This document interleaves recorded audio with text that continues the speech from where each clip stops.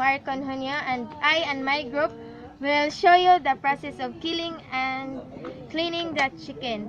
Of the equipments we need is, of course, we need a live chicken, a kitchen knife and a chopping board, plates for the finished product, and a bowl. Largest joint in the neck of the chicken. So let's cut it.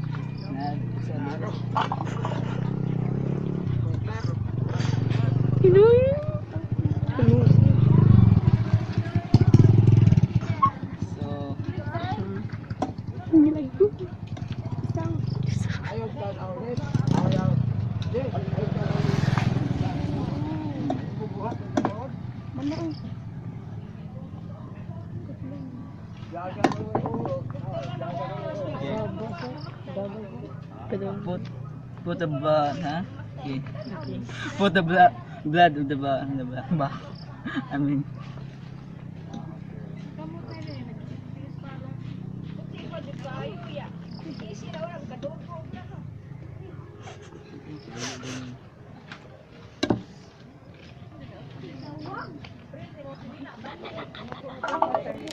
We're gonna swap or drown the chicken onto the water so that feeders will remove easily.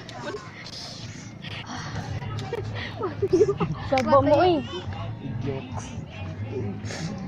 Ouch!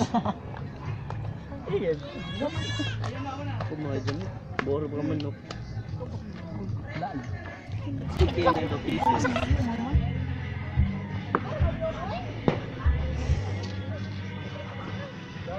Kalugan lang. Dayan kong tiil. O sa ranigon? Oh, gahi.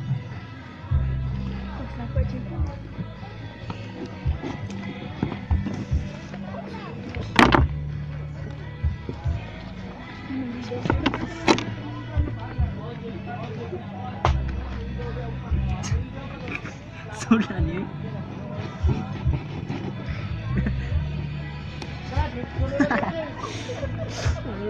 Dili. Ay, panguro dali. Ay, what ako, Jim? Mag-ilis ko. Nasaan ka?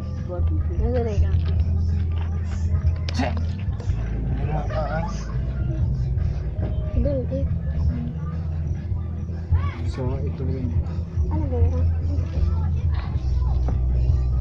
Agi ko.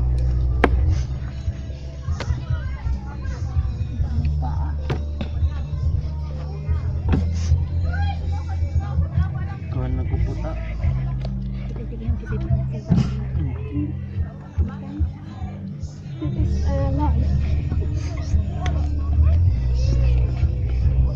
you the parts of the chicken. These are the wings of the chicken, and this is the breast. So this is the drumstick, and this is the ribs and the backbone. This is the giblets. It includes heart and liver and neck, and last is the thigh.